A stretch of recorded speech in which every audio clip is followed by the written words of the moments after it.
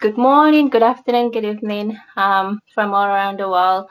Welcome to our podcast, Hapakuli. This is your girl Fatu, and I'm here with Murungi and another guest here today, Murungi. Cool.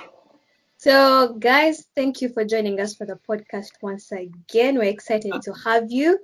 For those who have been following us, we've been doing a series on coming to Japan, but this time we have decided to look for our brothers and sisters who have gone back home.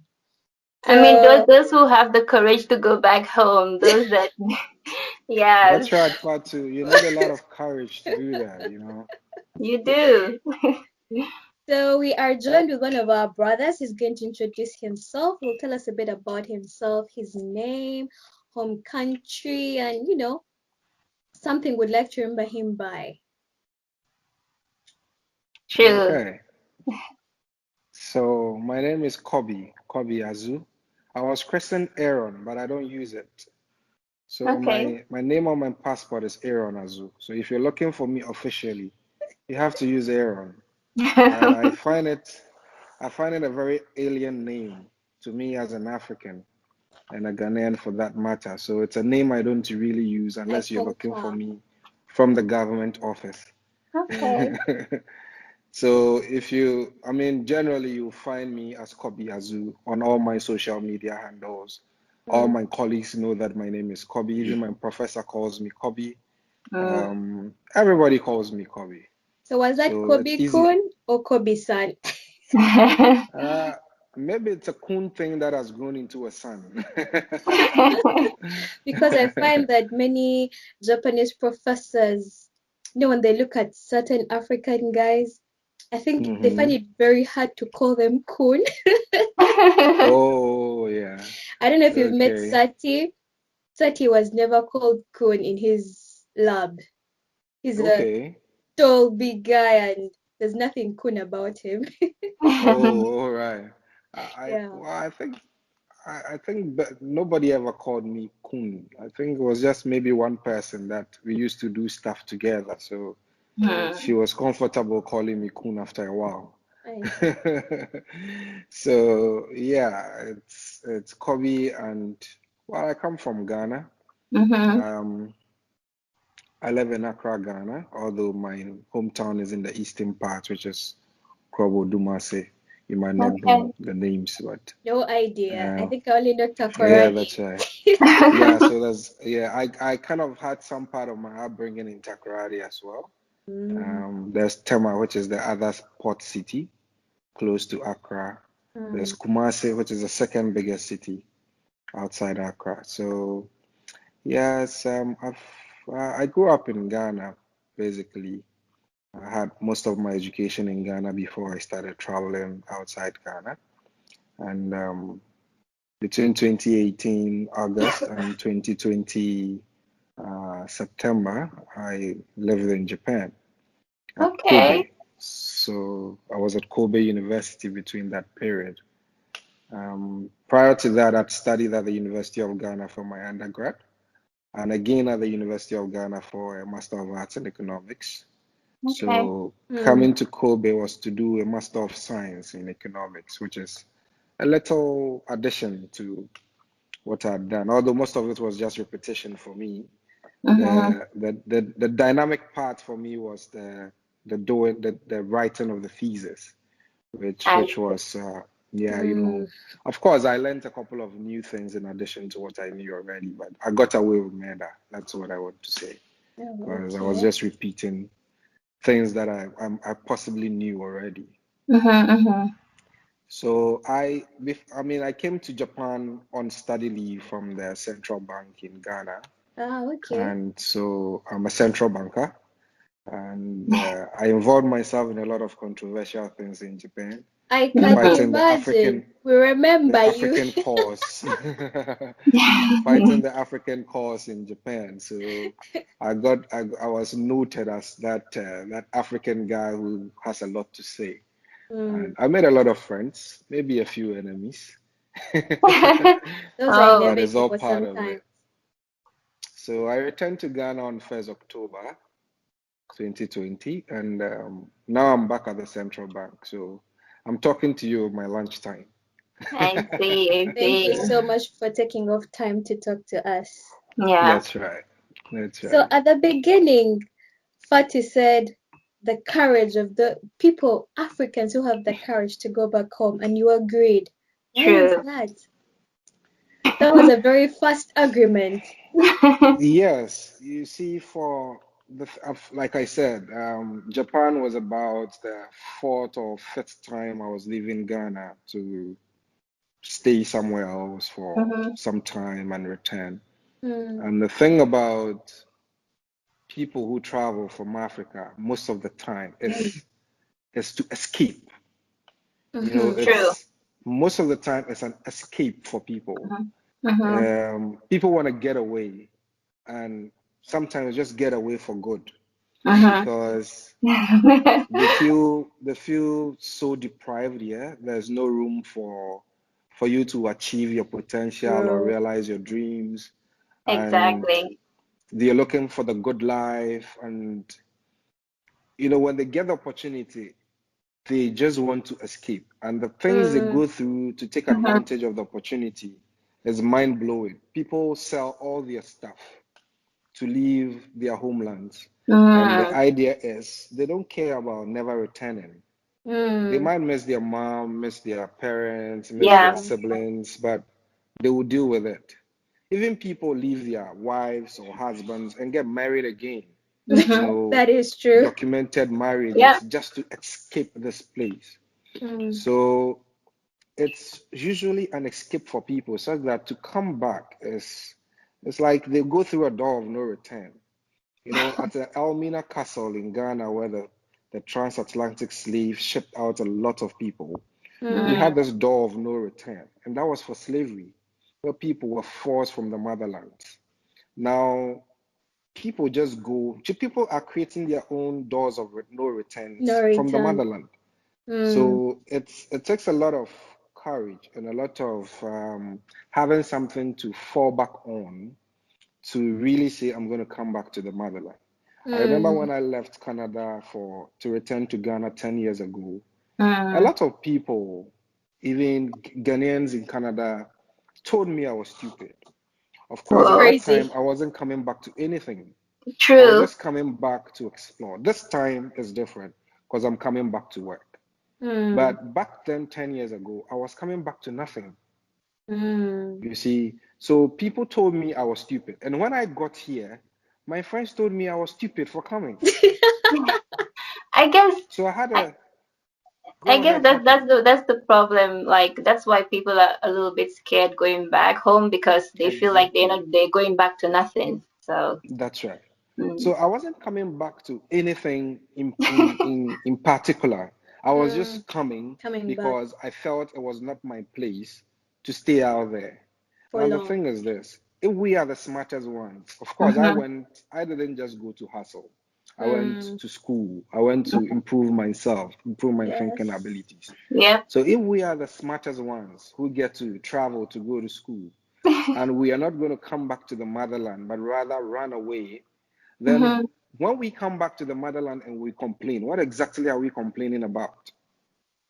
When we come back and the roads are not fixed, and the Mm, power is not on, and the taps won't have water running through them. We left the dumb ones, excuse me to say, we left the relatively dumber ones behind. So what exactly can they fix? We, the I smart mean, ones, are working overtime in Europe, in the US, in Japan, mm-hmm, and mm-hmm, paying taxes there. mm-hmm, And they are yes. using them to develop their countries. And mm-hmm, we come back home, we've not paid any taxes, we've not mm-hmm. contributed to any development, and we think we have a right to complain. No. Well, some would So, argue that there's no opportunity. So I've done my studies. I have put in a lot of work, time, tears, bones, and blood. But I'm coming back, and no one is going to even give me, I don't know, 1 meter square to step on to, Yep. champion the cause that I really want. in your case, you had something to go back to, but Mm-hmm. lots of people are like, Like I said, that was this time. mm, 10 years ago, I had nothing that I was going back to. how did I you was go just about coming that? back with my head, just Mm, my head, just my head. I was just coming, I was Mm-hmm. just coming with the belief that if I stay there and I do the things I was going to do, if I come back and I do the same things, Mm-hmm. I was going to find a breakthrough at one point in time. I knew it wasn't going to be a smooth ride. mm, I knew it was going to be a bumpy road. Mm-hmm. But I said to myself that instead of staying in Canada, mm, and of course I was going to be a fugitive because I was going Yeah. to overstay my overstay. visa, Mm-hmm. go Mm-hmm. outside my Yeah. regular, the regulations. So I was going to be a fugitive. Of course, Mm, nobody was going to come after you, but you become a criminal, right? So instead of because I was going to be undocumented, I had to do menial stuff. And I already had a degree then, had gone on to just study some research work, expand my thinking capabilities. So I mm, thought I could still find something to do. It wouldn't be something big right from scratch, Yeah. but I yeah. could always find something to do to contribute back to the motherland and also I knew it was going to blow up eventually.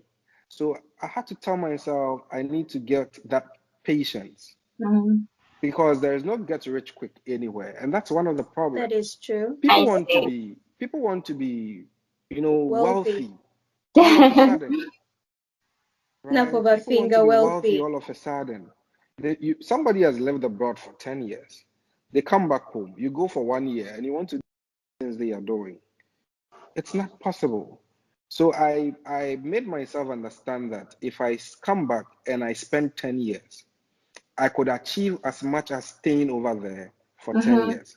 Of course, it might not be the same in dollar terms, but I can Mm, tell you that even now, my quality of life in Accra now is it's much higher than when I was in Japan just a couple of months ago. Although you could Nice. see that I'm a comfortable person in Japan, my Mm-hmm. quality of life in Ghana is higher. My standard of life in Ghana is higher than my standard of life in Japan. Mm-hmm. mm, I mean, I You, guess you, you're one of the strong ones, the ambitious ones. Because I know some people that went back home that had PhD, and it was very hard for them. No one will hire them because they feel like they were overqualified. And I know this mhm, one person, he was also a strong person, so he started his own business. Um, that's right. and I think the word is patience. What he said is people having patience to mm, start something. Yeah. Yes. So even if it's something you're going to start on your own, if you Mm-hmm. put in the work, we work differently when we are abroad. People work 3 to 4 jobs in a day, in yes. 24 hours. I don't know how they do it because I've never done it before. But we have a lot of Africans who do that, and they wouldn't do that Dedication. back home. Because they'll say that there are no jobs, there's no those 3 to 4 jobs you're going to work at. Mm. Yes. But if you find something to do and you put in the same levels of energy, it would produce results. You see, the thing about, like I said, people want to make the money overnight. Of course, if you're working in McDonald's in Japan, you're going Mm-hmm. to earn more than you're making in McDonald's in Kenya or in Uganda, or you're Yeah, going to have more in dollar terms. The Mm-hmm. yes. life might be more comfortable. Mm-hmm. But the thing is, if you do it here, you can still earn enough, put yourself maybe back into school, upgrade, and the results will come. But people don't have that patience.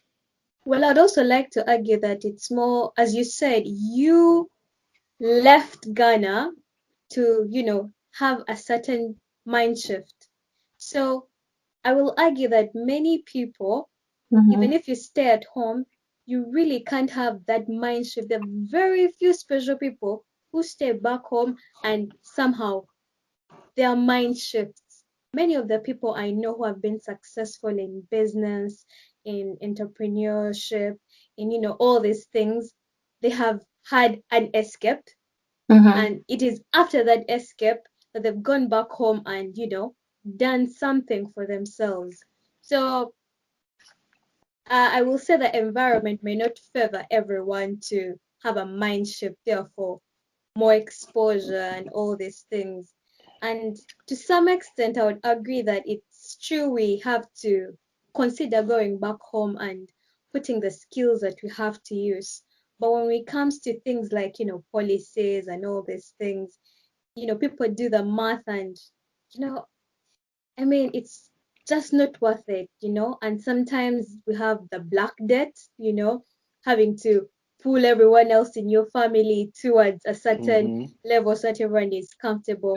So you decide, now I'm getting this amount of money here. I am helping my siblings, my parents, I don't know who else in the clan. But when I go back, it's going to take me much longer to just even get to the standard I'm at. And by that time, there'll be like so many people who have fallen off the wagon that you started creating. So now what? I get it's all about fear, I must tell you, when I was leaving Ghana the first time, 10 plus years ago, I told my friends I'll be back in 10 years. So this time was supposed to be my actual return to Ghana. This was when I was going to come back to Ghana the first time. From Canada. So it wasn't like I left and I said, okay, I'm going to just be there for a year and come back. No, or a couple of months. I also had the escape mindset. Let's get out of here. Let's make it. And then let's come back. If we will come back. The idea was to get married to some white Canadian or some African. It was still the escape thing. So it wasn't anything different about me. But when I got there, I realized this place is not for us. Much as we want to stay here in these places, in Canada, in the US, in Japan, these places are not for us. These places are not our homes. Despite all the effort, all the hard work we put in, all the discipline, you are still an outsider. That is So it took me just a couple of months to readjust my mindset. Of course, I knew my term was going to expire, and then I would either have to come back home. But the idea was to run away, just like everybody, and dump the consequences. I was going to, work through the informal economy and then find my way back up eventually and get some, go to school, get something to do, some jobs. Of course, it was going to be possible. I worked at Rogers Television. I worked at Youth Quest Central. I had stuff to do, but maybe I was too proud as an African. You didn't want to click baggers. Yeah, so I started finding certain things annoying. Nothing you do is right. Nothing you do is enough. Nothing you do is really appreciated as you haven't done it. Somebody always wants to, send your mind back to where you're coming from and thinking, no, it couldn't have been you. Or somebody asked, did you have white teachers in Ghana? I'm like, why? The person couldn't understand why I could speak English fluently. Wow. I said, no, I never had I had never had white teachers. My teachers were Africans. There are certain things that they just can't wrap their heads around. They always have this stereotype of living on trees or in mud huts, and so that's how they lump, and we're walking around naked, barefoot. So that's all the thing. That's how they see you. And so at a point, it was irritating for me. And I said I was going to go back because we don't live on trees. We don't walk. I don't walk barefooted in Accra. So I said I was going to go back. So of all those countries, rather of all those escapes you did, why Japan? Why did you finally decide this time around? Let me go to Japan? Because I feel like for North America and Europe is a no-brainer for many Africans, especially if you speak English. But I mean, all the way to the other side of the world. Why? Okay, so when I did my first master program in Ghana, my policy class was centered on, my policy professor centered his policy class on the success stories of East Asian countries and try to inspire us as Africans to stop following the Bretton Woods approach. The Bretton Woods is the IMF and the World Bank. I think I already like your teacher. Yes, because he impressed upon us that these Bretton Woods guys have never really developed any country, irrespective of how much donor funds and how many projects they've sent. I mean, how much relief they send to these countries. None of the countries, either in Africa or Latin America, has been developed. They are all developing or still underdeveloped because they come in and their budgets to manage the funds, the management, the administration of whatever they are doing, sucks out about 90% of the funds they are bringing. So they just come to pay themselves. But he projected the East Asian success stories, starting with Japan, then Singapore, then South Korea. So I picked this interest in wanting to see what happens in East Asia. Luckily for me, I finished that program in 2016, and my boss sent me on a program to Singapore in 2017. Wow. Okay. So I went to Singapore on my boss's ticket in 2017, and I saw the thing I had studied in class with my own 2 eyes, and I was. So I picked the interest in the whole East Asian thing. Of course, I spent just a week there and I returned to Ghana. So I was at work. I knew about some program at work where the Japanese government wants to work with people in public policy space, and then they bring you to Japan. So is that Abe? After doing that, is that the Abe program? This is JDS. This is the JDS program. Okay. So the Japanese Development Service Program. That is purely for people with governments, public sector workers, civil servants. They are the only people who come on JDS programs. So, and I think even in Africa, it's only Ghana that's on the civil service program. Okay. So JDS in Africa, it's only Ghana on the program. It's more for the East Asian countries like Cambodia, Laos, Myanmar, Bangladesh. So in Africa, it's only Ghana on that program. I don't have the reason for it, although I can assume, but for now, it's only What's Ghana the assumption? Why only Ghana? There are some. Well, I think the track record after their pilot shows that the Ghanaians are more willing to come back home. Okay. Oh, I see. With other people, sometimes they struggle, especially with our noisy neighbors. We're not bringing Jollof Fresh to this discussion. So our noisy neighbors our noisy neighbors always, come with some dynamics as to why they shouldn't be coming back home and all that. So I think they found the Ghanaians quite, easier to work with, and so JDS is, for now, it's only a Ghanaian program. So this advertisement came again at work, and I'd been to Singapore, I'd done the study, the policy thing. So I applied for it, and I wanted to take the opportunity to actually do the whole thing again, So I applied, I went through the process, wrote some exam, did a couple of interviews. I'm sure you know how the Japanese process it. So yeah. Then I was called. So that's right. So then I got the study leave from work because the advertisement was from the workplace. So it was very easy to get them to send me off. Of course, I knew I'll be repeating most of the things I'd studied, but I wanted to put the practice to the theory. I wanted to see certain things for myself. And it was good for me that way because I spent a very minimal time studying in Japan. I actually spent a lot of time engaging Japanese companies, engaging JICA, engaging Japanese people, getting into their heads, into their culture, into the way they really, how they managed to do all that. So that is what I spent time doing. In Japan. How did you like it? Right. Like being in Japan, how did you like it? It's a whole bouquet. It's a whole bouquet. What are the things you like and what are the things you don't like about Japan? Now that about Japan, about the service people. Is great. The customer service is great. The discipline is great. The decency towards each other, civility towards each other is great. the work ethic is great. But of course, The you work and I know ethic that a is. lot of the things are plastic. So, a lot of the things, but of course, it gets a system working. So outside all that, you cannot build real relationships with people. It's difficult to build real relationships with people. For them, it's just for the business and that's it.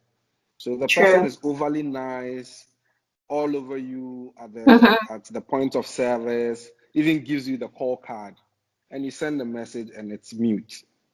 You know, you nothing. It's difficult to get Nothing anything deep. going afterwards. That's Nothing right. deep. So everything is on the surface, The and then perfect. dealing with Japan administratively can also be a little. It can be quite difficult. I mean, when you Yes. get to Japan the first time, you have to go to the ward office. Everything is in Yes. Japanese. Everybody A lot speaks of paperwork. Japanese. A lot of paperwork, and then Mm. you have to bring your friend who speaks Japanese. I mean, Yes. which institution asks you to bring a friend I mean, to we're in Japan. They interpret speak documents to you? Japanese. Yeah, Yes, I agree but with. the world has moved on. Of course, they're complaining about their aged population and how they are stuck in the past and all that. But the real things they have to do to move the economy are not being done. Of course, Sugar Sensei has promised to whip them up in a different Sugar Sony. direction.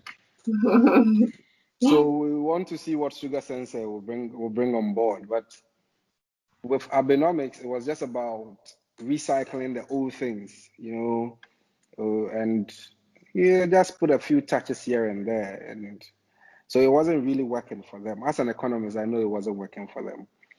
All right. So So dealing with Japan administratively was a little difficult.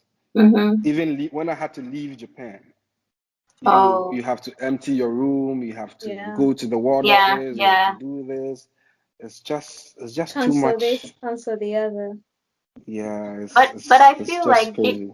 I feel like these are things that make Japan unique, with their administrative work being so organized with things, making sure that things are according to certain procedures. So, like, this is something unique about Japan that I like actually. So, yeah.